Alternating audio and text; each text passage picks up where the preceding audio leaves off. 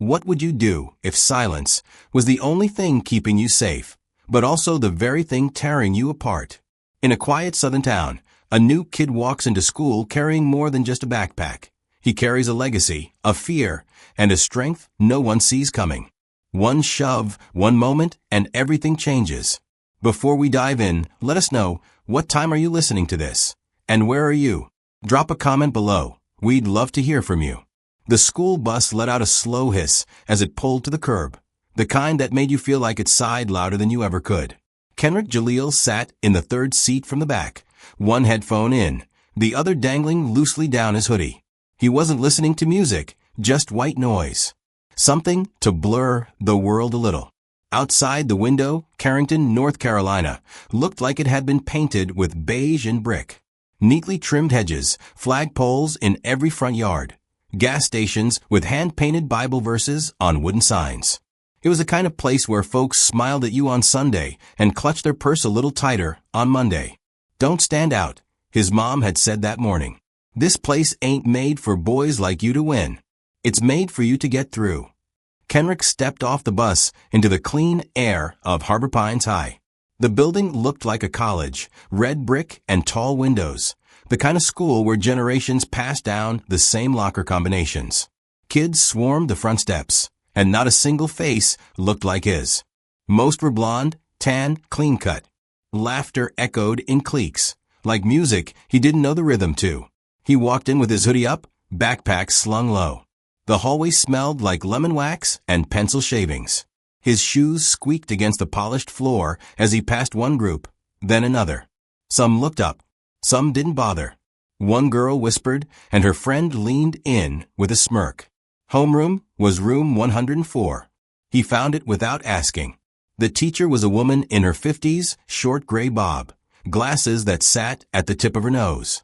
"We have a new student," she announced without looking up from her attendance sheet. "Kenrick Jaleel." "It's just Kenrick," he said softly. A few heads turned. One boy gave a mock cough that sounded like, "Where from?" Another chuckled behind his hand. Kenrick took the empty desk by the window. He always took the seat closest to an exit, like his body had learned long ago to calculate routes out. He noticed a girl 2 rows up glance at him. Briefly. She had long dark hair, thick eyebrows, and a face that didn't hide curiosity well.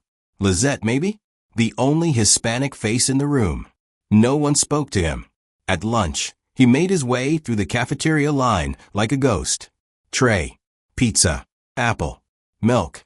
He walked to the last table in the far corner, behind the vending machines. But just before he reached it, someone turned fast at the drink fountain, and they bumped into each other. Soda splashed across the front of a Letterman jacket. Kenrick froze. The boy, tall, lean, and sharp-jawed, looked down at the wet stain on his chest. His name tag, Blaine Cotter. His friends hovered a few steps back, watching. Kenrick mumbled, "Sorry," and took a step back. Blaine didn't say anything right away.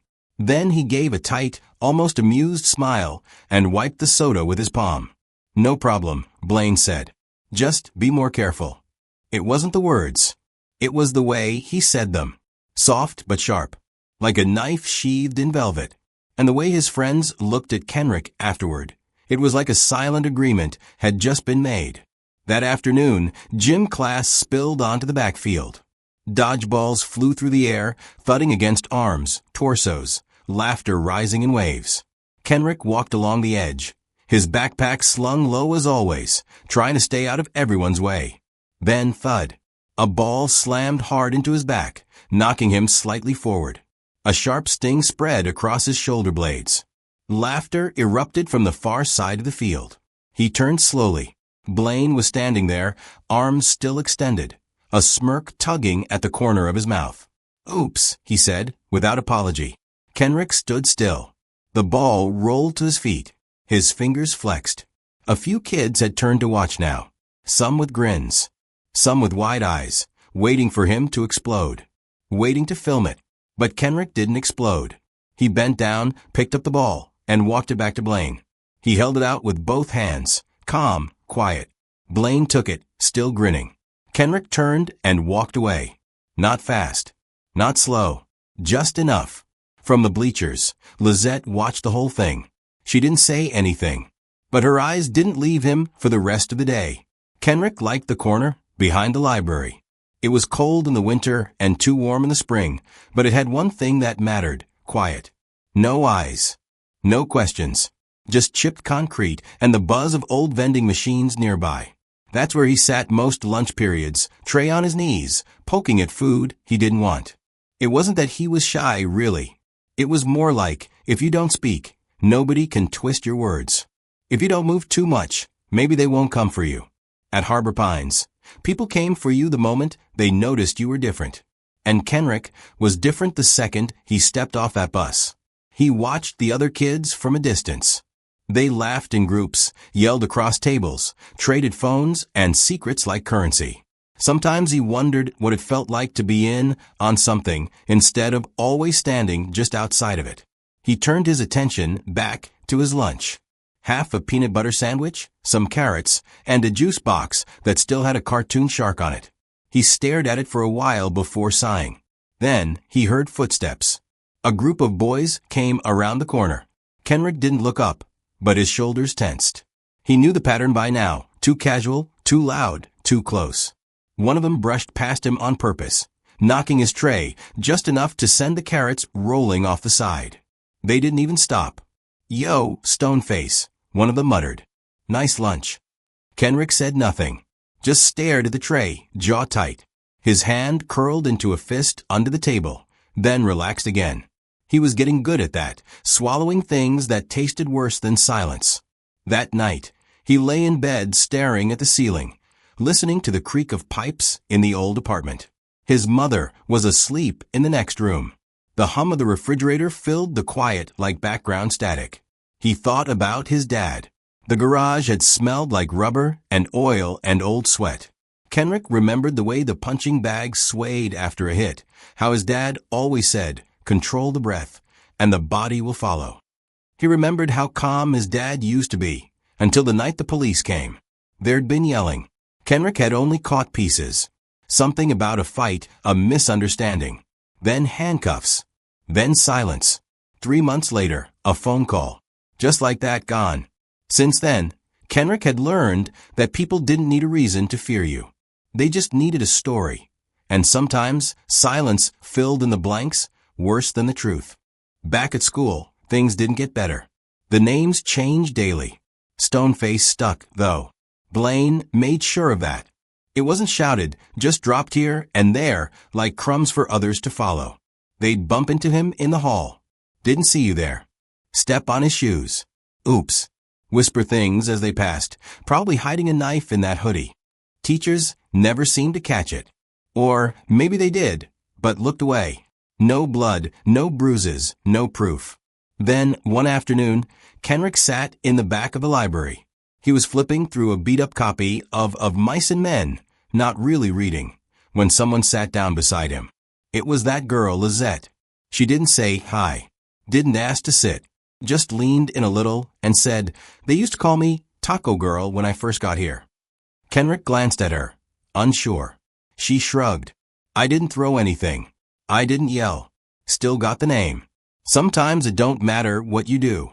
He looked away, but not as fast this time. Something about her voice wasn't sharp. It wasn't sorry either. It was just real. He didn't say anything, but his shoulders relaxed a little. She didn't push. Later that week, in the crowded hallway between periods, it happened again. Blaine brushed past Kenrick, this time harder. Shoulder to shoulder. The kind of bump you only do when you're daring someone to hit back. Blaine leaned in and said something crude, quiet enough that only Kenrick could hear it. Kenrick froze. What he didn't see was Lizette, standing 10 feet away, holding her phone low by her hip, camera pointed just enough to catch the whole thing. She didn't say anything. Didn't post it. Not yet. But she watched Kenrick walk away again, shoulders stiff, eyes staring ahead like they were locked on something only he could see. She pressed stop on the recording and tucked the phone into her jacket pocket, heart beating faster than she expected. She didn't know what she was going to do with the video. Not yet. But something inside her whispered, this couldn't keep going. Gym class had always been a battlefield, but for most kids, it was the kind where you could disappear if you didn't make too much noise. For Kenrick, though, that luxury had worn thin. He'd figured out how to blend in just enough, not too fast, not too slow, just another shadow on the court. But lately, Blaine Cotter seemed determined to bring him into the spotlight. It started with dodgeball. The first hit came fast, a red rubber blur slamming against the side of Kenrick's shoulder just after the whistle blew. He staggered, but didn't fall. Then came the second, right to the chest. Then the third, grazing his ear hard enough to sting. None of them felt like chance. Damn, Stoneface. You allergic to moving, or what? Someone called out between laughs. Kenrick straightened up, kept his eyes on the floor. He didn't bother to respond. Across the court, Blaine spun another ball in his palm like it was part of a ritual. He wasn't even smiling, just watching, calculating. Kenrick picked up a ball, stepped into line, and waited. That afternoon, during lunch, Kenrick made his usual way to the table behind the vending machines, the one where the air smelled faintly of Mountain Dew and cleaning fluid. He paused mid-step. There was milk spilled across the seat, whole carton's worth. A white puddle soaking into the bench and dripping onto the floor like someone had done it slow, on purpose. He didn't need to ask who. Blaine's crew sat at the table nearby. Chet, Jace, Landon, usual suspects. Not one of them looked at him. But they were all smirking, chewing fries, their conversation louder than necessary. Kenrick exhaled through his nose, turned, and sat at a different table. No one joined him. No one ever did. And still, he said nothing. By Friday, things escalated. After gym, Kenrick had just finished pulling his hoodie back over his head when he felt a presence behind him.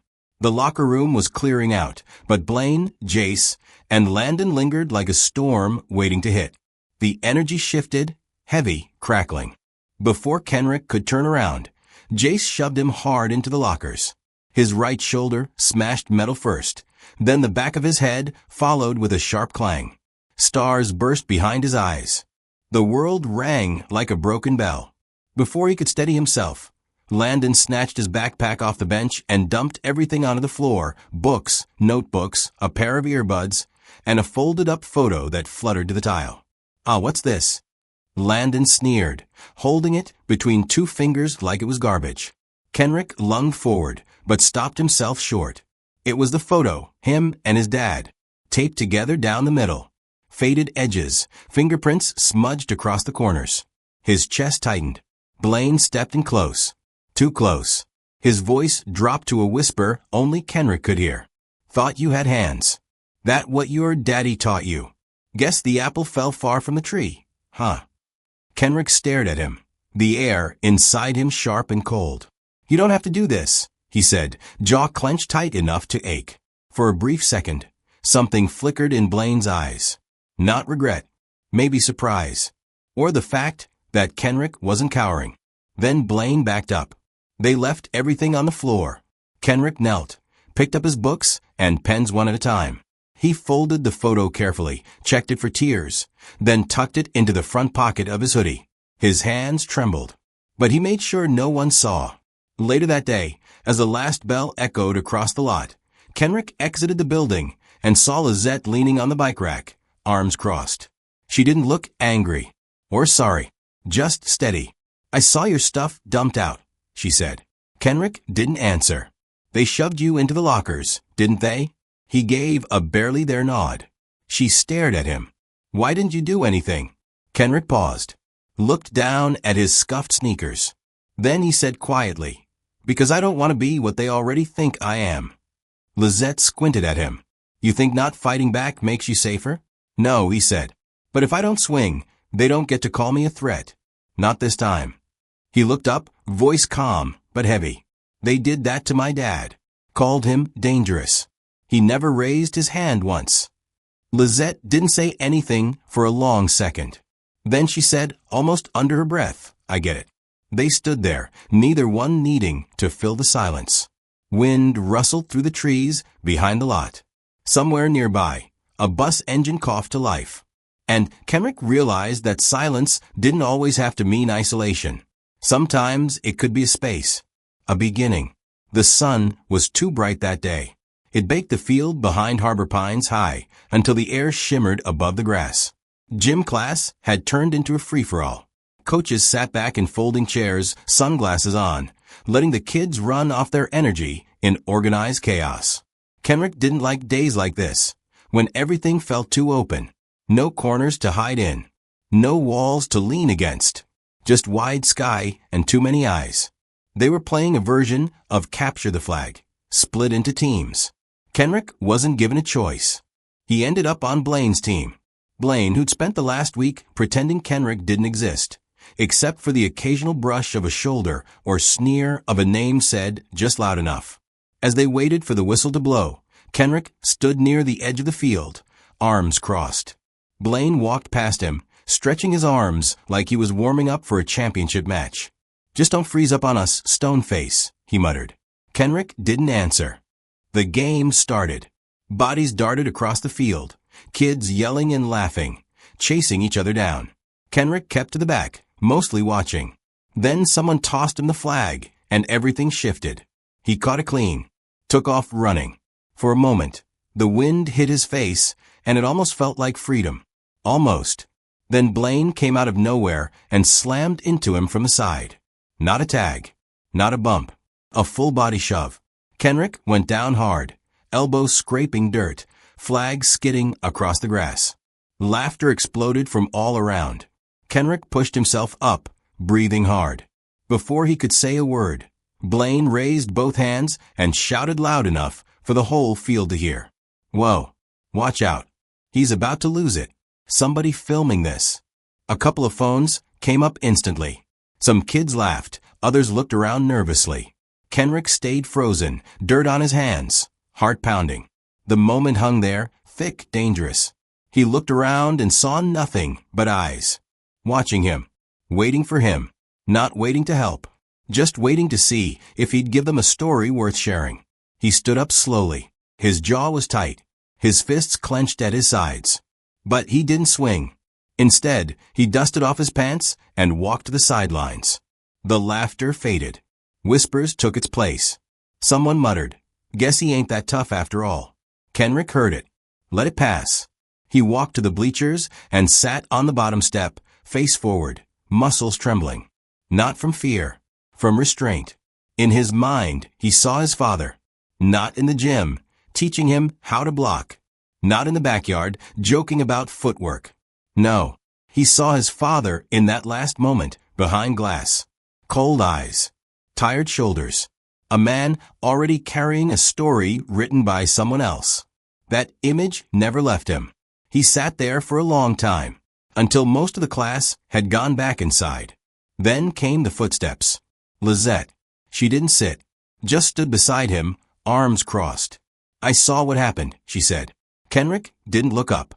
"Yeah, so did everyone else." She was quiet a moment.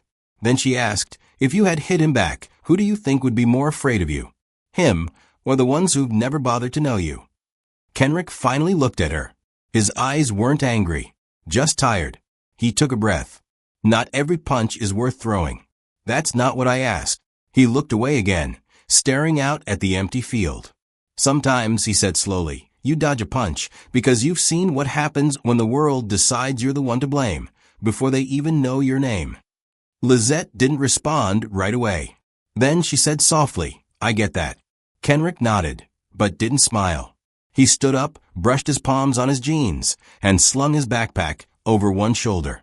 As he walked away, Lizette watched him go, like she was trying to memorize the way he carried weight that no one else could see. And she felt it too. Something was coming. It was supposed to be just another Thursday. Kenrick moved through the school like he always did, quiet, steady, invisible. His hoodie was up. His steps were soft. The hallways buzzed with the usual sounds. Lockers banging shut, laughter bouncing off tile, sneakers screeching around corners. None of it touched him. None of it ever did. But that morning, something felt different. The looks were longer. The air thicker. Conversations paused when he walked by, not all of them, just enough to make his skin prickle. Blaine's friends stood clustered at the end of the East Hall, watching him in a way that didn't feel casual. Even some teachers cast glances they didn't normally bother with, quick ones, eyes that shifted away too fast. Second period rolled around, and Kenrick left class early to grab a bottle of water before gym. The vending machine stood just outside the locker rooms, humming like it always did. He fed it a crumpled dollar and waited, hands in his pockets. That's when the hallway began to clear. Not all at once, but like a ripple spreading outward. It was too sudden to be coincidence. It was like something unspoken had been announced. Then he saw them. Blaine, walking toward him with that trademark half-smile, the one that looked more like a dare than a grin. His shoulders rolled with ease, like he had all day. Jace and Landon followed close behind, the same hungry gleam in their eyes, like they'd already chosen the ending. Blaine stopped a step too close. Close enough that Kenrick could smell the mint gum he was chewing. He didn't speak right away. He just looked Kenrick up and down, then said, loud enough for nearby phones to catch it. So what's it like being the son of a criminal? That genetic, or are you just a solo act? Kenrick didn't move, didn't blink. He kept his eyes on the vending machine, waiting for the bottle to drop. The moment it did, he bent down slowly, picked it up, and straightened. Blaine chuckled, then stepped back a half step and threw his arms in the air like a cop in a movie. His voice rose in a mocking shout. Whoa, everybody back up. We got a hoodie here. Could be dangerous. Laughter erupted. Not everyone joined in, but enough did. Kenrick turned his head, slowly, and looked Blaine dead in the eyes. Then he walked away. No words. No challenge. Just 3 measured steps and a turn down the hallway. But Blaine didn't want it to end there. After the final bell, Kenrick made his way to the locker room. His plan was simple. Get in, grab his stuff, leave before anyone had a chance to make a show of anything. But the moment he pushed the door open, he knew. They were waiting. The room was empty except for 3 figures. Jace stood by the sinks, spinning something in his hand, maybe a roll of tape. Landon leaned against the door, arms folded, blocking the way out. And Blaine stood in the center, like he owned the room. Kenrick froze in the doorway. You really think walking away makes you better than us? Blaine asked, stepping forward. Makes you what? Noble. Kenrick didn't speak. Take a knee, Blaine said, his tone cutting now. Go on. Kneel. Like your old man should've. Let's see if you got any spine left. Kenrick's heart pounded in his ears. He stared at the floor behind Blaine, at the locker row he wished he was walking toward. His fingers curled and uncurled. He didn't breathe. You deaf. Blaine barked louder now. I said get on your damn knees. Jace laughed. The phone was out already. We're filming this one for history class. Kenrick didn't move. Fine, Blaine said, taking another step. Then kissed the shoe. He stuck 1 foot forward, clean, white, like he'd been waiting for this exact performance. And that was it. Kenrick stepped forward. No warning, no wind-up. His right fist moved fast and clean, like a memory. The punch landed square on Blaine's jaw.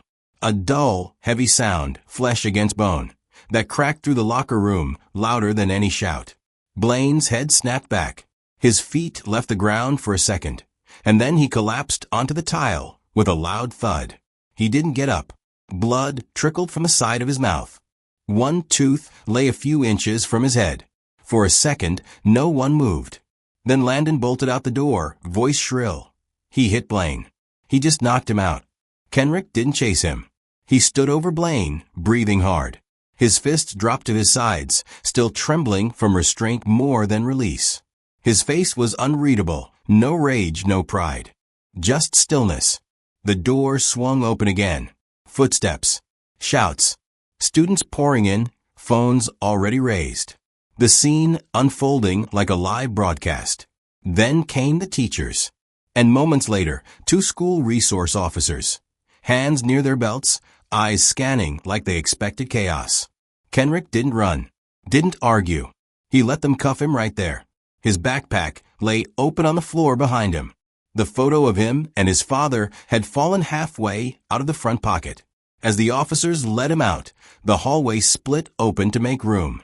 Students lined the walls, Some whispering, others wide-eyed. Phones recorded from every angle. "He actually did it," someone whispered. Another said, "That kid's done for." Kenrick turned his head slightly, caught one of the phones, trained on him. He didn't look angry. He didn't look afraid. He just looked tired. And for the first time since he'd set foot in Harbor Pines, the silence surrounding him didn't feel like his to carry. It belonged to them now. Kenrick sat across from the principal in a chair that felt too small, too close to the edge of something he didn't ask to be near. The office smelled like old carpet and burnt coffee. Behind the desk, Principal Harmon, gray suit, tired eyes, flipped slowly through a file that was thinner than it should have been. "I've reviewed the footage from the hallway," he began, voice low but clipped. "And while I understand emotions were running high, the school has a zero-tolerance policy when it comes to violence." Kenrick didn't move. His mother sat beside him, both hands gripping her purse. She looked like she'd aged 10 years in the last 2 hours. "I'm afraid we're going to have to suspend you," Harmon continued. 2 weeks, possibly more. There will be a hearing." Kenrick finally spoke, his voice calm. "So nothing about what led to it?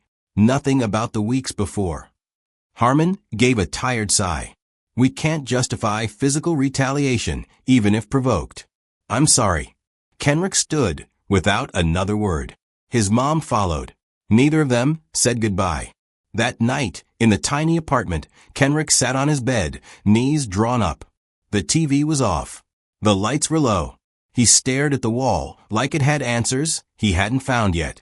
On the other side of town, Lizette sat in her room with her phone in her hand. Her thumb hovered over the screen. She scrolled through the clips she'd saved, Blaine calling him Stoneface. The soda spill. The fake cop act in the hallway. And now, the shove in the locker room.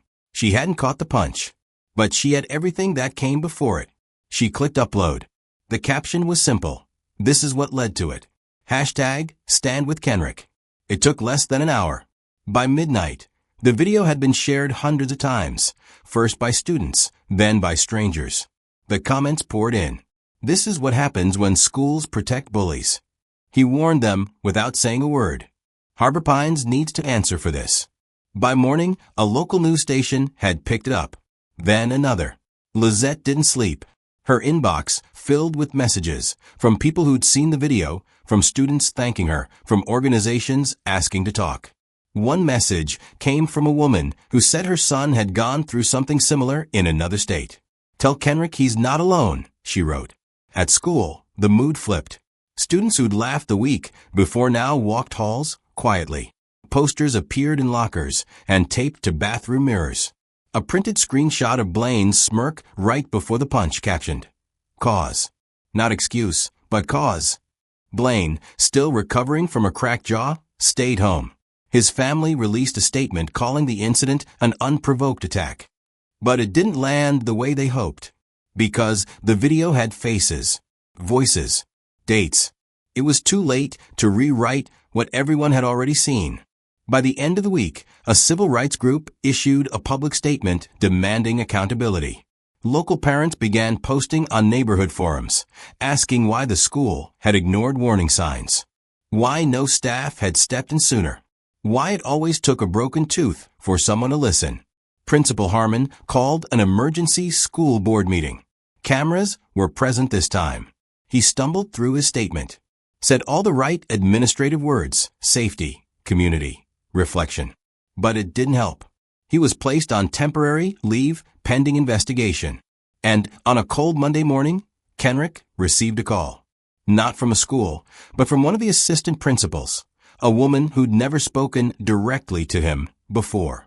"We'd like you to return to class," she said. "The suspension has been lifted." Kenrick didn't answer right away. He looked over at his mother, who was standing in the doorway. She didn't say anything, just nodded. When he hung up, he whispered, "I didn't want it to happen like this." His mom came closer, sat beside him on the edge of the bed. "Things like this never happen clean," she said. "But sometimes the dirt's the only way folks finally see what's been buried." Kenrick looked down at his hands. The knuckles still sore. The bruises fading. He hadn't wanted to be seen like this. But now that he was, maybe it was time to decide what he wanted them to see next. Monday came colder than expected. The wind had bite to it, even through Kenrick's hoodie. He stood outside the front gate of Harbor Pines High for a moment longer than he needed to, staring up at the building like it was the first time he'd ever seen it. Then he took a breath and walked in. The sound of his sneakers against the sidewalk was quiet, but the air around him wasn't. It shifted. As he stepped through the front entrance, conversations hushed for just a second. A few students moved aside without being asked. Not out of fear, more like recognition. One girl smiled at him as he passed. A boy in a Letterman jacket gave a small nod, then turned back to his locker. Kenrick didn't return the smiles, but he didn't hide from them either. The walk to first period was different now. There was space where there used to be pressure. He didn't know if people respected him, feared him, or just didn't want to be caught on the wrong side of the next viral moment. But they were looking at him with something new. And it wasn't pity. Outside homeroom, Lizette leaned against the wall, arms crossed. Same expression she always wore. Half serious, half tired of everyone's nonsense. "You made it," she said. "Yeah." They stood in silence for a moment. Then she added, "I didn't do it for you.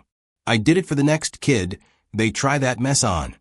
Kenrick looked at her, really looked, and for once let a smile pull at the edge of his mouth. "Still, thanks for not turning away." Lizette shrugged like it was nothing, but her eyes softened. Third period came, and with it, the first real test. Kenrick walked into the science hallway, and there he was, Blaine. No crowd around him this time. No posse. Just a thin backpack, and a face that looked like it hadn't slept much. The bruising on his jaw had faded to a dull yellow, and his shoulders slumped just enough to say, "I know." They crossed paths without a word, but Blaine didn't meet Kenrick's eyes. He kept his gaze down, steps quiet, like someone walking across a floor that might break. Kenrick stopped, turned slightly. "I don't hate you," he said. Blaine froze. Kenrick added, "But I'm not bowing again. Ever." He didn't wait for a reply. That afternoon, Kenrick didn't go straight home. Instead, he walked 3 blocks down to Iron Roots Gym. The windows were foggy from the inside, and the sound of gloves hitting bags echoed faintly through the walls. Coach Darrell looked up from behind the counter when he walked in. A man in his 60s with a voice like sandpaper and a heart no one liked to admit was soft. "Well, I'll be damned," the old man said. "Didn't think I'd see you back here so soon." Kenrick didn't explain. He didn't need to. Coach nodded toward the storage closet. "Still got your dad's gloves. Figured you might want 'em someday." The gloves were worn, brown leather, faded at the knuckles. Kenrick ran his fingers along the seams, the way he used to when he was little, and watched his dad wrap his hands before a match. He put them on slowly, the leather molding to his palms like it remembered him. Then he stepped to the bag. Not angry, not hyped, just steady. The sound of the first punch was dull and deep. Not like a crack, more like a question being answered. He kept going, not to hurt anything, but to remind himself what power felt like when it wasn't about proving something, just being in control. About 10 minutes in, a small voice cut through the rhythm. "Hey, can I ask you something?" Kenrick turned. It was a boy, couldn't have been older than 11. Pale skin, big glasses, 2 short sleeves on his sweatshirt. "If someone at school's messin' with me," the boy said, "can I tell you?" Kenrick blinked, surprised. Then he took the gloves off, walked over, and crouched to the kid's height. "Yeah," he said. "You can." The boy nodded. "And you don't have to go through it alone," Kenrick added. The kid smiled. Not big, but enough. And in that small, quiet moment, something in Kenrick finally settled. He had come back to school with the weight of everything on his shoulders.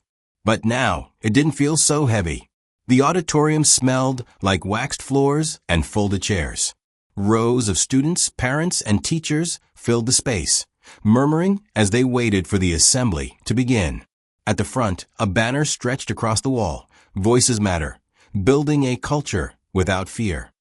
Kenrick sat in the 3rd row, legs planted, back straight. He could feel the weight of the room, not in stares this time, but in expectation. Principal Harmon was gone. The school board had stepped in, and now they were hosting this community rebuilding event like a town hall mixed with a PR campaign. One of the board members, a woman with a calm voice and firm posture, spoke first about school safety, then about difficult conversations and accountability. It was all carefully worded. Safe. Then she invited Kenrick to the stage. He walked up slowly, not nervous, but grounded, like every step was a reminder to stay present. When he reached the podium, the room went still. He didn't use notes. I used to think silence kept me safe, he began. If I stayed quiet, maybe I wouldn't be a problem. Maybe I'd be ignored, and ignored meant left alone. He looked out at the faces, some familiar, some avoiding his gaze. But silence doesn't protect you. It cages you. And when people can't hear your voice, they fill in the blanks with whatever fear or story they've already got in their heads. He paused. No one should have to choose between being safe and being seen. A ripple went through the room, soft nods, someone clearing their throat. A teacher dabbed her eye. Kenrick didn't stay long. He stepped down as quietly as he'd stepped up. But the air felt different now, lighter. Later that week, Blaine returned to campus. Not to play, not to strut down the hallway. His football jersey had been taken down from the gym wall. Word got around that he'd been suspended from the team for the season. His GPA had dropped. A few of his boys had stopped responding to texts. One afternoon, Kenrick saw him sitting alone behind the school near the old bleachers. Blaine stared at the grass, turning a crumpled piece of fabric in his hands, what looked like his old jersey. Kenrick didn't approach. He didn't need to. Some things didn't need to be settled with words. That night, Kenrick sat on the front steps of his apartment with his mom. The sun was low, painting the sky with streaks of orange and gray. "I heard your speech," she said. He looked down, smiling slightly. "Yeah." She nodded. "You sounded like your father." Kenrick's chest tightened, but not in a painful way. "He didn't want you to live afraid of your own strength," she added. "He'd be proud." He didn't reply right away, just leaned back against the railing, letting the evening wind touch his face. "Me too," he whispered. Saturday morning, Kenrick returned to Iron Roots Gym, not just to train, but to coach. A few kids had signed up for the beginner class. Most of them looked eager. One didn't. Eli was maybe 10, skinny, pale, with sleeves that always seemed too short. He didn't say much, but he watched everything. After the warm-up, Kenrick knelt beside him. "You ever boxed before?" he asked. Eli shook his head. "I don't think I can hit anybody." Kenrick smiled. "Good. That means you'll learn why we really do this." They worked together for a while, just the basics. Footwork, balance, breathing. When class ended, Eli stayed back, fidgeting with the wraps around his wrists. He looked up at Kenrick and asked, "If people hate you, how do you beat them?" Kenrick leaned against the ring ropes, arms crossed.